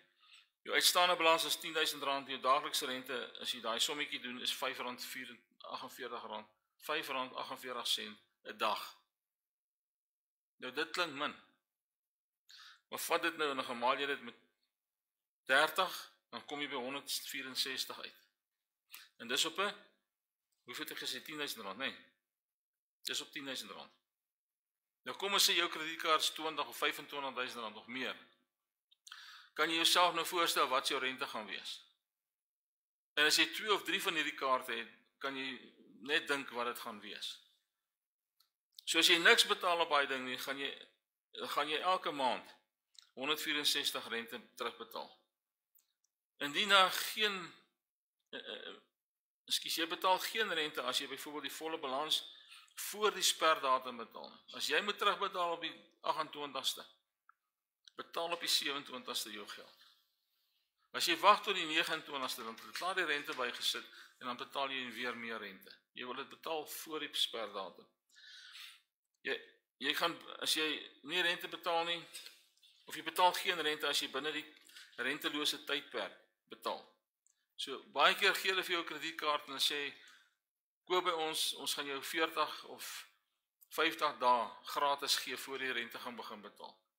As jy voel jy kan dit gebruik, betaal dan net jou geld, betaal dan net daai kaart af voor die rente begin. My seun gebruik, wat is hierdie goed wat jy kry? Wat is hy goed? E-Bucks. Hy maak baie geld. Hy het al 'n vakansie vir homself gespaar met E-Bucks. So hy gaan gooi by die regte selfde plekke in waar die kaart voorskryf, sê maar engine garages. En hy gaan koop kruideniers by Pick n Pay, whatever. So hy doen sekere goed en dan kry hy E-Bucks daarvoor. Maar hy betaal sy rente voor die einde van die maand en hy maak seker daar is die geld, krediet of skuld op sy kredietkaart nie, maar hy gebruik daai kredietkaart en hy kry geld op E-Bucks terug. Soos ek sê, hy het al 'n vakansie betaal na Mauritius toe vir homself. So dit mens kan baie spaar. Jy betaal wel rente as jy net die minimum bedrag betaal. So jy gaan rente as jy 3 kredietkaarte nou byvoorbeeld het en 'n huislening. Dan gaan jy nou jou geld op die kredietkaart sit wat die hoogste rente is. Jy gaan hom begin afbetaal. So jy gaan op die ander kredietkaarte net die minimum betaal. So jy moet weer daar gaan rente groei daar. Maar as jy klaar is met die nommer 1, dan betaal jy hom op nommer 2 en so gaan jy aan. As jy nie betyds betaal nie, dan kan daar rente en moontlike boetes wees. So mense wil graag betyds betaal. En jy wil nie kontant onttrek nie. Rente begin onmiddellik sonder rentelose tydperk. Jy kontant trek, of jy gebruik het vir kontant, dan het jy 'n probleem. Wat verhoog jou koste verder? Minimum bedrag strategie. Skuld kan jare vat om af te los. Soos ons nou gehoor het, 'n mens betaal en jy kom net nie daar uit nie. Herhaalde aankope sonder betaling, dit bou rente vinnig op. So jy skuld nog R8.000 op jou kredietkaart en dan gaan koop jy weer iets met die kredietkaart. Dan skuld jy R9.000. So daai rente kom net nie af nie. Jy moet ook nooit 'n kredietkaart gebruik vir goed wat nie die moeite werd is nie. As jy moet jou kredietkaart gebruik in 'n noodgeval, moenie gaan uit eet met 'n kredietkaart nie.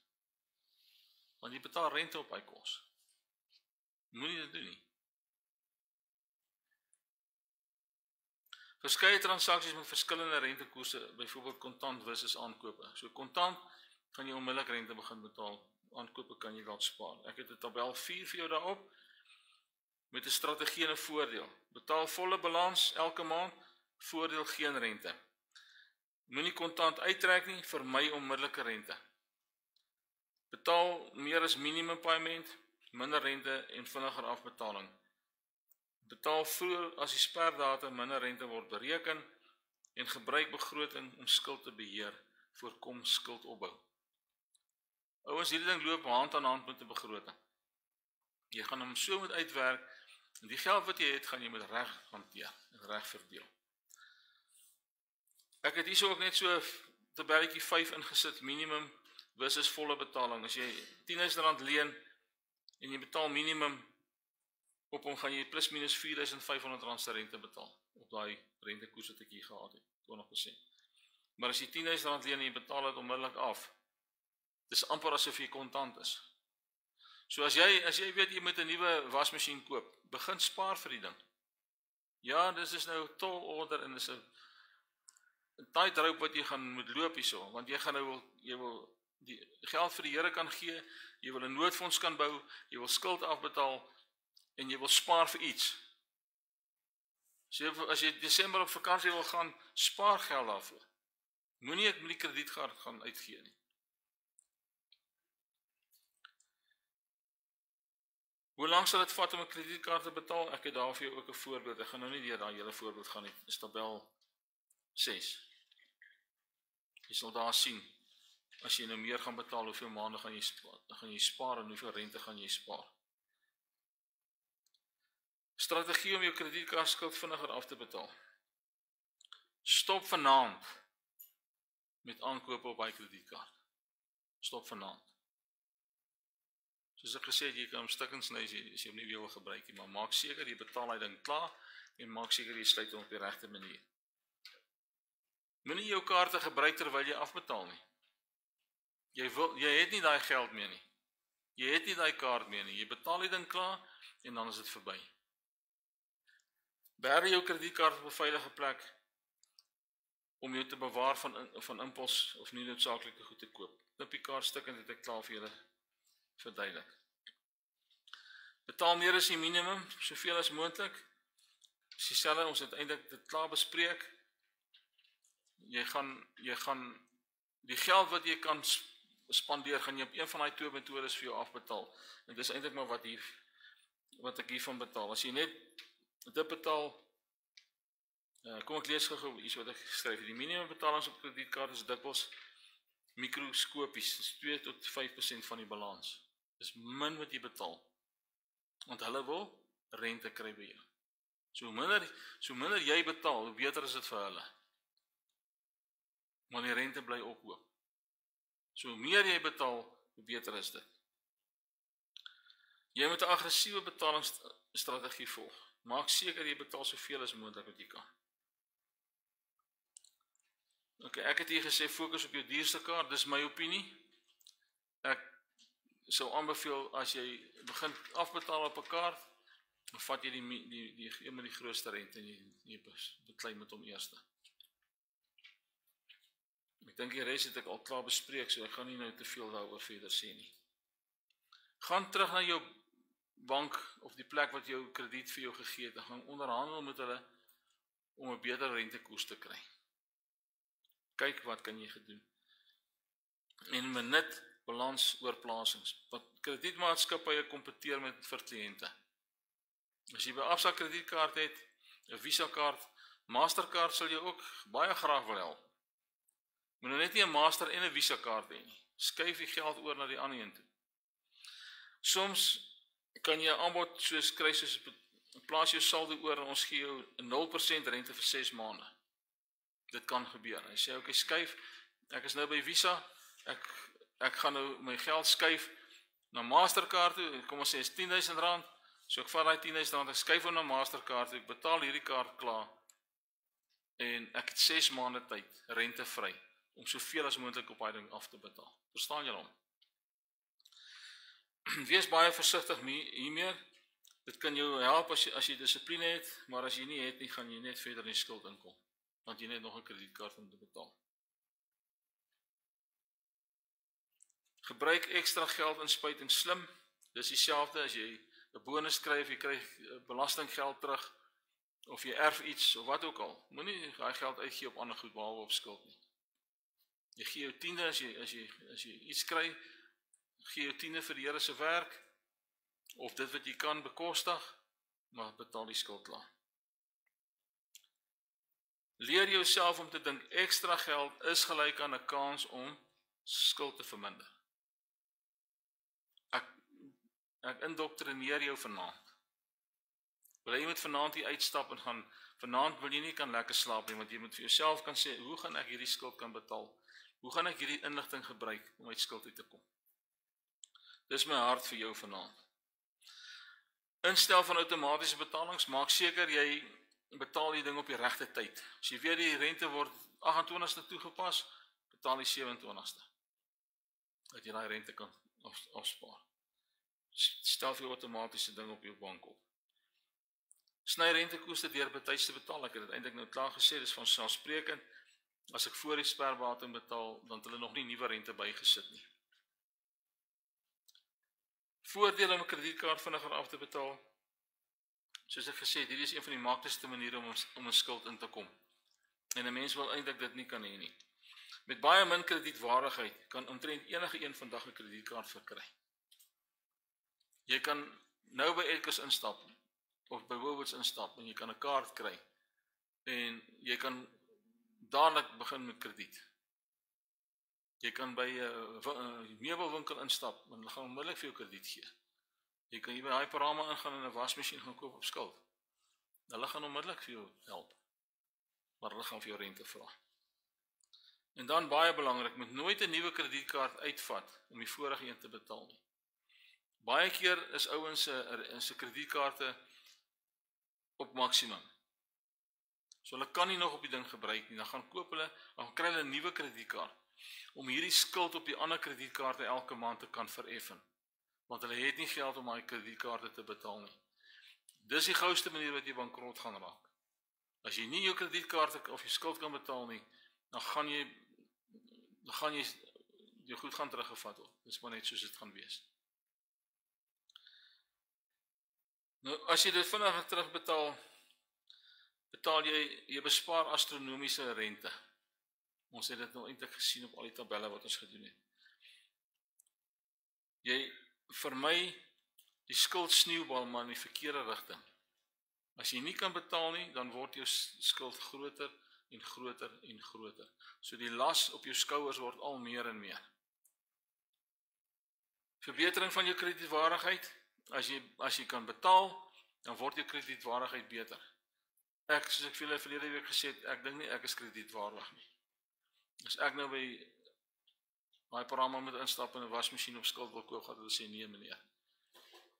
Ons gaan jou nie help nie, want jy het nie skuld nie. Jy moet skuld hê om nog skuld te kan maak, en dit is ongelukkig jammer. As jy kan betaal en jy begin hierdie ding afbetaal, dit verminder stres en bekommernis. Dit is 'n sielkundige ding. Skuld sit 'n las op jou. Ek het jou net nou gesê, hier's van julle wat vanaand gaan begin wonder, hoe betaal ek die einde van die maand my skuld? En dis nie 'n lekker plek om te wees nie. Dit is 'n stres op jou en jy wil nie daar wees nie. Meer fondse vir konstruktiewe bydraes, doeleindes. Jy kan, as jy 'n noodfonds wil begin bou, vir ek het verlede week gesê, ten minste 3 maande. Begin met, as jy 'n maand kan begin mee, dan is jy al klaar op eentjie weg. As jy by 3 maande kom, is dit nice. Want dan het jy daai buffer, as iets met jou gebeur of iets gaan fout, dan het jy daai geld om te kan oorleef. So 'n noodfonds is baie belangrik. Karaktergroei en selfbeheersing. Ek sê weer, die onregverdige leen en gee nie terug nie. Die regverdige ontferm hom en gee.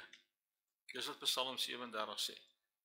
En dis wat ons wil wees. Ons wil met integriteit ons finansies hanteer, as goeie rentmeesters vir dit wat God ons gegee het om mee te hanteer.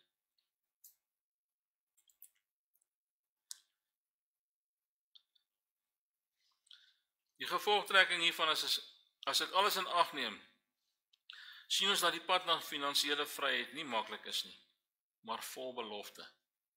Ek kan vanaand vir jou sê, ek weet nie wie van julle skuldvry is nie. Orgeskuldvry. Dis lekker om so te wees vir orge. Daar's niks wat worry nie. Ek kan vir jou sê, dit is 'n ding waarna jy kan uitsien. Dis regtig iets waarna jy kan uitsien. Maar dit vereis praktiese besluite en deursettingsvermoë. Dit is nie maklik nie. Ek sê weer vir jou. Maar bo dit alles, dis 'n geestelike reis waar jy leer om God se wysheid toe te pas, jou vlees te dissiplineer en die Here te vertrou vir 'n uitkoms.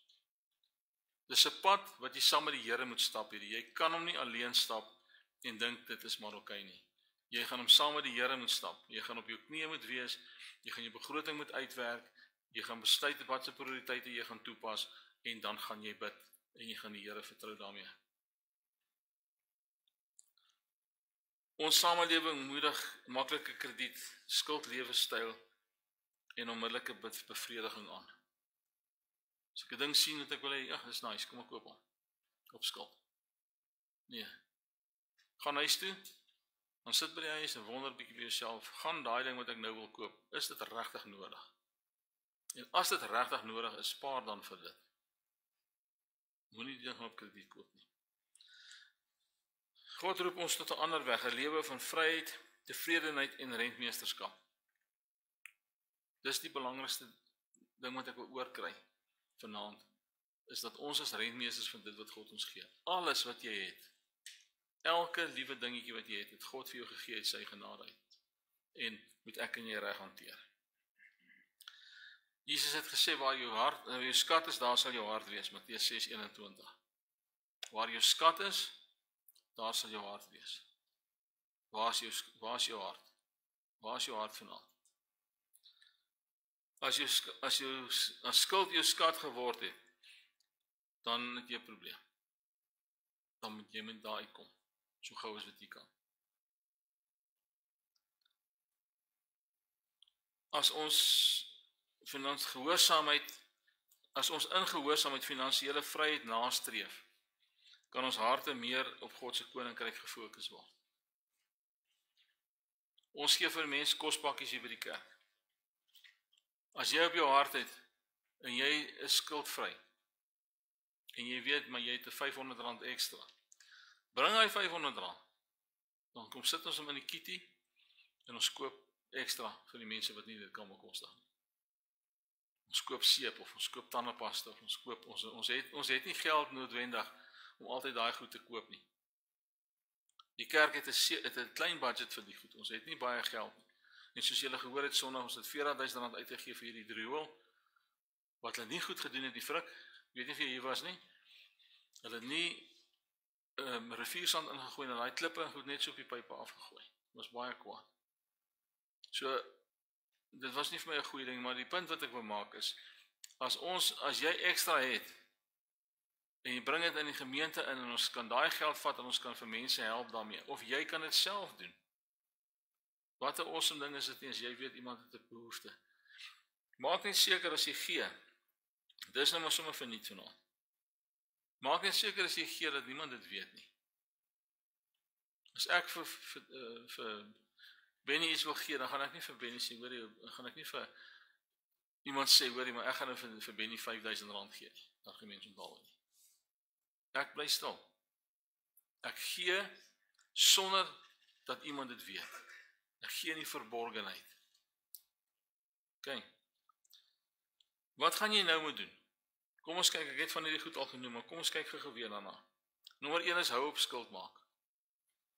Wees vergenoegd en dankbaar met wat jy het. Pas dit op wat jy het en spaar sodoende. Verlede week ook vir jou gesê, om te spaar is ook om goeders op te pas. Tweedens, vertrou die Here vir wysheid. Vra vir hom vir wysheid. Hoe gaan jy maak om hier uit te kom? Stel 'n begroting op, kry hulp as jy moet en lewe dan volgens daai begroting. En as weer eens vra ek huwelike, praat met mekaar. Kry die goed op 'n plek waar julle dit saam deurwerk. Begin gee vir die koninkryk van God, wees vrygewig. Spaar 'n noodfonds, begin jou skuld afbetaal en as jy alles of genoeg afbetaal het, bou welvaart en wees vrygewig. Bou welvaart beteken die Here gaan jou seën. Hy gaan jou seën om te kan gee en ander mense te help, maar hy gaan ook vir jou gee om op te bou sodat wanneer jy dit nodig het, dit kan hê. As jy op pensioen gaan en jy op werk en jy kan nie meer gewerk kry nie, dan is dit wat jy in jou pensioen kry, dis wat jy het. So as jy 'n geldjie kon bymekaar gemaak het, terwyl jy op pad is na aftrede toe, dan spaar jy en jy het ekstra geld. Alright. Ek gaan 'n paar vragies vra. Die eerste een wat ek vra is, wat dink jy is jou grootste struikelblok om skuldvry te wees? Jy hoef nie hardop te praat vanaand nie, maar kom ons praat net oor dit. Jy hoef nie jou eie situasie vir my te verduidelik nie. Wat is jou grootste struikelblok? Laat ons 'n bietjie hoor. Is daar iemand wat iets wil sê? Onkunde? Goed, onkunde. Ek hoop jy het kennis vanaand, ekstra kennis gekry. Lees verlede week se lesing en hierdie lesing weer leer. As jy in 'n huwelik is, gaan lees hom saam deur. Werk saam deur hierdie goed, besluit saam. Wat is nog 'n struikelblok? Onkunde was een, wat nog? Selfbeheersing. Dis 'n groot een. Selfbeheersing en dissipline. Jy maak 'n besluit vanaand en dis soos ek met die suiker, nou het ek teruggeval met die suiker. So ek maak nou weer 'n besluit en sê hierdie suiker moet nou stop. Dis is vir my ernstig, julle. Want as ek nie 'n suiker kan los nie, hoe moet ek aanhou sigarette of drank of dwelms los? Ja. So ek moet kan practice wat ek preach. Ek moet die ding kan stop, ek moet die Here kan vertrou vir dit. En dis dieselfde met hierdie. Nog iemand? Selfbeheersing om nie onnodig die goed uit te gaan gee en skuld te maak nie, ja. Nog iemand?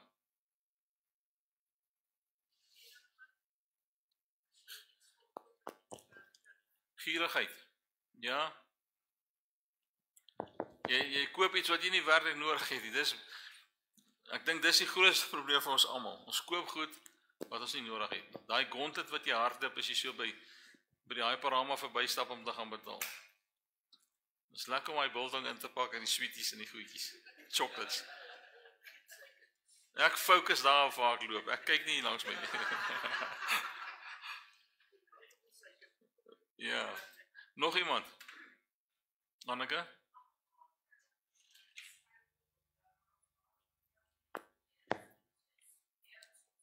Lewenskostes? Ja. Lewenskoste is 'n belangrike ding. Die geld, elke keer as jy gaan krediniers koop, dan is 'n mandjie krediniers meer geld as die vorige keer. Lewenskoste gaan op. En hoe meer die lewenskoste opgaan, hoe meer gaan jou skuld op. En hoe groter word die rente. So is 'n ding wat is 'n slegte ding wat 'n mens mee moet beklei. Nog iemand? Die volgende vraag wat ek vra is: wat motiveer jou om vry van skuld te wil leef? Wat motiveer jou vanaand? Wat het jou gemotiveer om hierdie ding te kom bywoon? Of het jy maar net gekom omdat dit deel van die Bybelkolleges was? Of is dit regtig vir jou 'n ding wat in jou hart brand om te sê ek wil nie meer skuld hê nie? Wat motiveer jou? Wat ek hoor. veroorsaak stres. En konflik, absoluut. Baie konflik. Hongerpyn. Hongerpyne, ja. Vrees. Verseker. Angs, ja. Wat sê jy? Slapelose nagte. Ek is nie lank genoeg in die land om te weet. Uitig mense, daar's 'n wet van gemiddeldes. En hy loop so. En hierdie gedeelte in die middel is skuld. Hierdie ons wat niks het nie, het nie skuld nie. Maar hulle het niks, regtig niks. Dit is 'n slegte plek om te wees. Hierdie ons aan hierdie kant het dalk baie geld en hulle skuld klaar betaal, of wat ook al. Maar die meeste mense val in die middelste gedeelte waar hulle skuld het. En al die goed wat ons hiervan praat is deel van daai stres en angs en vrees en al die goed. Wat beteken skuldvryheid vir jou? Wat gaan dit vir jou beteken? As jy vanaand hier sit en jy dink by jouself, ek is nou gemotiveerd. Wat emosioneel, geestelik, finansiëel, wat beteken dit vir jou? Wat ek hoor. Minder konflik, vryheid, baie belangrik, vrede. Jy gaan meer vir die Here se werk kan gee. En onthou, Nikkie het verlede week gevra, ek weet nie of ek het mooi geantwoord het verlede week nie, die video gaan luister en toe, jy het my gevra as jy oor die 10de. Onthou, as jy jou 10de gee, dit gaan nie nood, ek het al baie vir julle gesê, dit gaan nie vir my oor die 10de nie, dit gaan oor die gee. Ek gee 10de, dis wat ek besluit het om te gee, ek gee 10de. Dis die minimum wat die Here van my vereis, glo ek. So wat ek meer as 'n 10de gee, kan ek op enige plek gee. Ek kan dit hier by die kerk gee, ek kan as ek sien iemand het 'n probleem, ek gaan vir 'n bordjie kos koop of ek koop 'n brood en melk en via iemand gee ek daai brood en melk vir daai persoon. So jy hoef nie noodwendig net by die kerk geld te gee nie. Dis great, ons het die geld nodig en ons gebruik dit reg, glo ek. Maar daar is ook plekke waar jy gaan wees waar ons nie is nie. Waar jy kan sien, maar hierdie persoon het 'n probleem saam wie ek werk. Kom ek help. En dan is dit lekker om dit te kan doen. Vraag sommer heeltemal uit die kursus uit is, het jy 'n testament? Wie het nie testamente nie? Almal testamente. Baie trots op julle. Is 'n bietjie verouderd.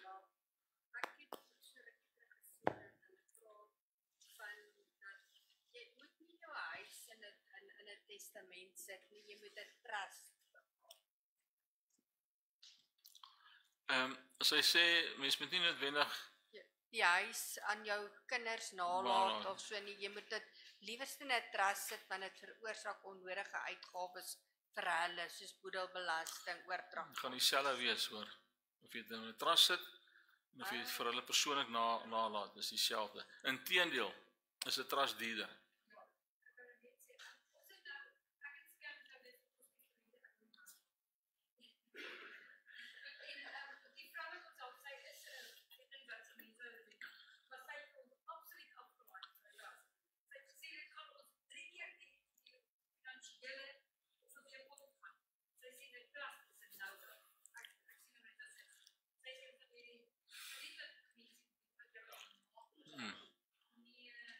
Kyk, ek stem aan die een kant saam met haar. Ek het ook 'n trust. Ons het 'n familietrust. As ek 'n huis koop, ek het 'n persoonlik, my persoonlike huis is in my naam. Die besigheidshuis is in die trust. Die Here het ons geseën, ons kan die besigheidshuis gekoop het en daai huis is in die trust. Ek sit nie nog 'n huis op my naam nie, want as ek doodgaan, dan die eerste woonhuis wat jy het, kan na jou gade toe gaan, as jy binne gemeenskap van goedere getroud is. Sonder dat daar, ek dink is 6.5 miljoen rand, kan hy nie die bedrag onthou nie. So moet my nie daarop kwoteer nie. Maar as jy 2 of 3 huise begin hê, dis wanneer jy kyk na trust. En as jy iets nalaat vir jou kinders, maak seker, sê liewerste, wel ek wil nou nie voorskryf nie, maar ek het nog al gesien hoe beklei mense oor geld. En dis jou kinders waarvan ek hier praat nou. Of jou familie waarvan ek hier praat. Ek praat van my familie ook. So ek moet seker maak as ek iets nalat, kan hulle niks hê om oor te beklei nie. So ek verkoop liewer die huis en ek deel die geld gelyk op, of ek gee die huis vir een van hulle, wat word van die ander ou? Verstaan jy? Dis wanneer bekleierery kom. Maar om dit net te vat en in 'n trust te sit is nie noodwendig die antwoord nie. Ek het hom in 'n trust gesit want ek het die besigheid en ek wou nie alles op my naam hê nie. So die goed is in 'n trust. As ek nou iets oorkom, dan is daar minimaal boedelbelasting by my kant want my goed is klaar in die trust. Maar dan moet jy hom nou opstel, maar dit kos jou 'n bedrag 'n jaar. Want 'n trust moet geaudit word. Dis nie net sommer so nie. Charles? Ja, pastoor net gou aan te kom. Testament. Ons het by die banke, so by Absa, Capitec, First National, Standard Bank. Baie van die banke het outomaties gee hulle vir jou 'n testament wat hulle vir jou gratis opstel of daar's maar 'n minimale bedrag. So dit op die einde van die dag, dit maak dit eintlik baie makliker want dit bepaal net vir die dag dit wat met jou gaan oorkom aan die einde van die dag. Dat jy, kom ons sê, as daar polisse is, daar's anniteite of daar's wat ook al wat daar is aan die einde van die dag, daar's voertuie betrokke. Dat dit gaan gebeur aan die einde van die dag dat jy los nie die volgende persoon in skuld nie, maar dat daar gespesifiseer is en dit wat ook al uit moet betaal of dit wat fondse is, waarna dit toe uitgemaak is, reg uitgemaak is, dat die persoon wat agterbly nie aan die einde van die dag staan en hy weet nie waarna toe om te gaan en daar's dalk 'n skuld of hy weet nie wat om te doen nie. So man.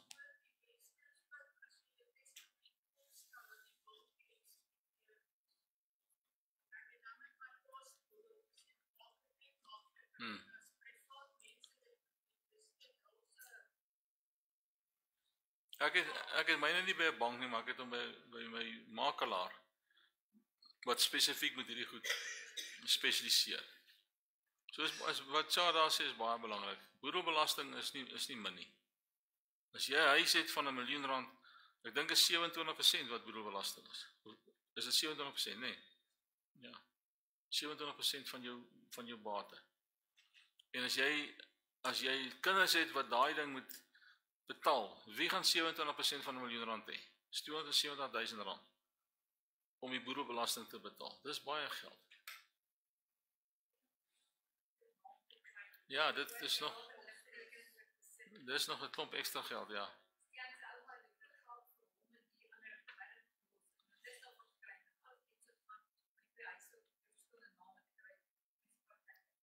Ja, dit is soos dit is. Nog iemand? Oké, nou is my vraag. Wat gaan julle doen? Dan gaan jy nou konfronteer met hierdie vraag en sê, oké, wat gaan jy nou doen? Ons het nou vir 2 weke hierdie goed gedoen. Wat gaan jy nou doen?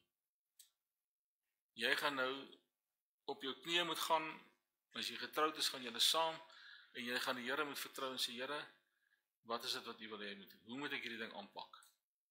Want uit my hart uit sal ek graag wil hê julle moet almal uit skuld uit wees.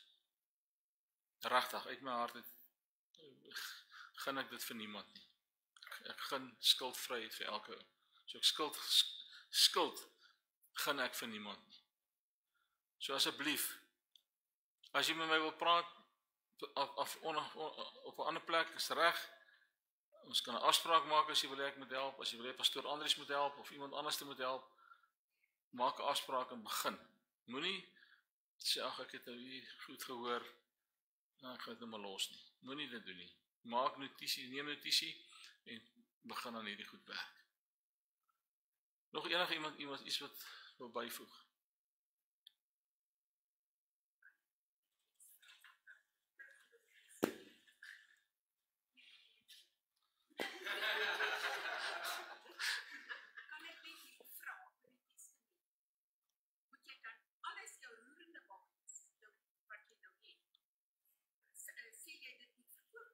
Nee, noodwendig. Nee. Nee, maar as jy nou jou goed gelyk Nee, as jy weet jou kinders gaan nou nie beklei oor die goed nie, gee vir elke wat hy moet kry. Ek het my seun opdrag gegee om my skoonma en skoonpa se goed te vat. Hulle die ou tannie maak baie goed by mekaar. Horde, ja. Sy het baie goedjies. My skoonpa het karretjies en ek weet nie wat nie. Toe sê ek vir Almarie, ek gaan met ons 'n lys opstel van al die goed. Want ek het hulle testament nou net klaar opgestel en reggemaak. Toe sê ek nee, as ek weet wat gaan gebeur, as hulle iets moet oorkom. As die een iets oorkom, is dit nog oké, maar as hulle altyd gaan iets oorkom, gaan al die kinders beklei oor daai goedjies.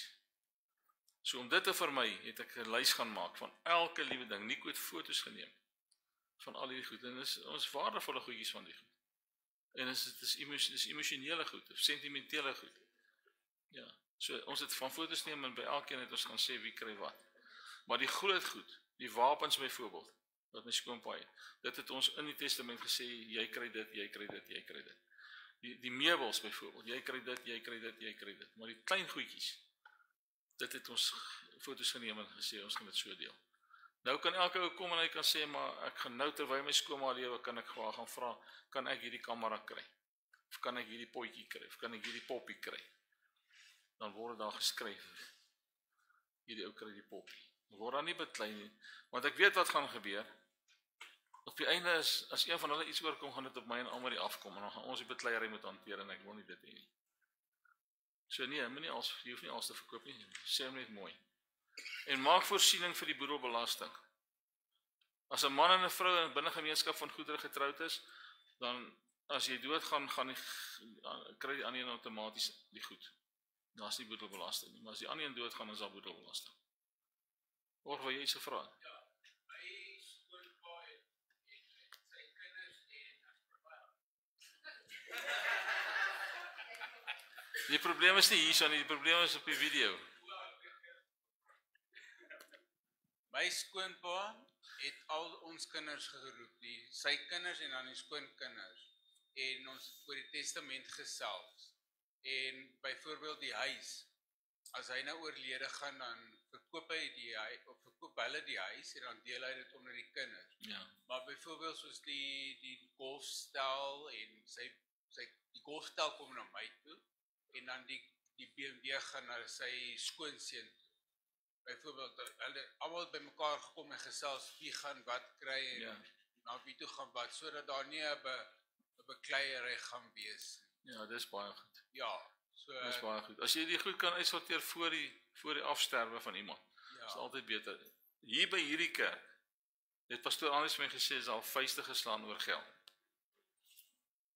Dit is sleg. Want die slegste ding gebeur as iemand doodgaan, dan is daar geld beskikbaar en nou is daar bekleierery en dit wil jy nie hê nie.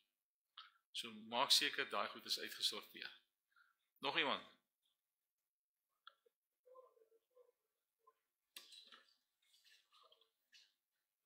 Ok, dankie Konrad.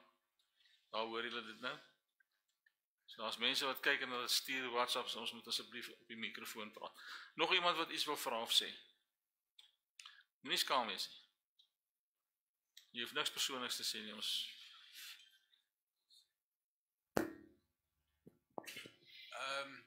Oor die boedel, julle moet net seker maak julle kry iemand betroubaar. Want my ma is in 2006 oorlede en sy het 'n prokureur gehad wat haar testament gedoen het en die boedel en hy het 11 jaar lank geduur. Sy's in 2006 oorlede. Die boedel is eers afgehandel in 2018. So en hy was baie oneerlik geweest en ons het niks uit die boedel uitgekry nie. Want hy is eventueel is hy toegesluit. Ja. So mens moet net seker maak wie jy kry om jou boedel. Ja, ek stem saam met Shamaine daar. As jy by 'n bank lank is, gaan na die bank toe. Hulle is above board. Of gaan na iemand toe wat jy regtig goed ken. En dit moet 'n maatskappy wees wat hierdie goed doen. En as jy in die boedel eksekuteur aanstel, sit jou naam ook daarby. Of een van die familie se naam daarby, dat dit nie net die maatskappy is, dat jy daarom ook 'n sê het in dit wat gebeur. Nog iets?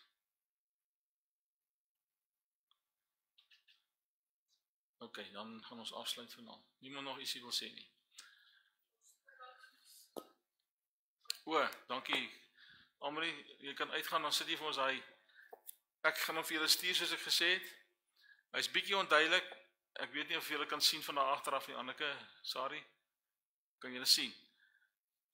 Hy's bietjie uit fokus ook uit sien ek. Of is ek uit fokus uit? Ek moet net my leesbril afhaal, sodat ek dit kan. Ja, nee, as ek naby staan gaan ek mooi sien. Hierdie is 'n dingetjie met 'n grafiekie by wat ek op die internet gekry het. Hieronder is daar 'n klomp tabs wat jy nou kan gaan kyk. Daar's ook een wat vir jou verduidelik hoe werk die ding en hoe jy jou begroting kan uitwerk as jy wil. As jy nou daar sien, ek het R1 miljoen daar ingesit met 10% rente in 20 jaar. Dan gaan jy betaal 1.3 miljoen. Wat staan daar? 2.3 miljoen rand, nee. Dis die totale wat jy gaan betaal. Sit vir my R500 in daar. By ekstra. Okay. Jy gaan R120,000 al klaar wat jy gaan begin spaar. Jy gaan, waar is die maande? Kom sien ek nou nie die maande nie.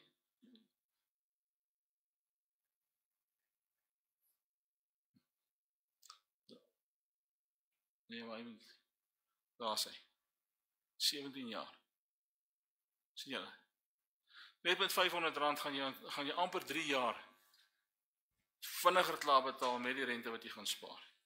So ek gaan hom vir jou stuur, dan sit jy hom op Excel, op jou rekenaar, dan sit jy jou lening in daar, dan kyk as jy kan herfinansier, vir beter rentekoers kry, dan kan jy dit dan uit gaan werk.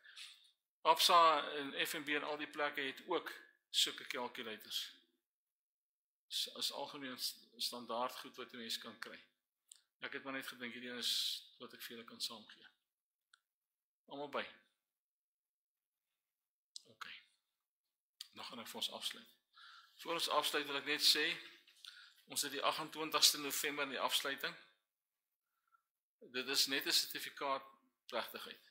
Ons kan nie toegas en sulke goed doen nie. Ons het vanaand dit weer op die vergadering bespreek. Dis net sertifikate wat uitgegee is. Ons kan nie toegas en fancy goed doen nie. Ons wil ook nie weer dit doen nie, want dit is baie ongemaklik, is 'n klomp ekstra geld en moeite. So ons gaan net gewoon soos verlede jaar, vra jy dit netjies sal aantrek. En jy bring jou familie saam. Ons gaan, Pieter sal seker vir julle stuur. Julle kan eintlik al vir hom begin stuur hoeveel mense jy gaan saambring op die 28ste. Dat ons 'n lysie kan maak en kan weet hoeveel mense ons reg moet maak vir die kos. Is daar enigiets wat iemand wil weet oor die 28ste?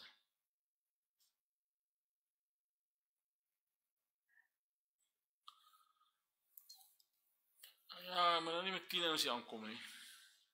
Wees net redelik met ons, want ons gaan uit dit wat julle betaal het vir die jaar, het ons nou hierdie notas gemaak, en gaan ons die kos koop en die sertifikate hanteer.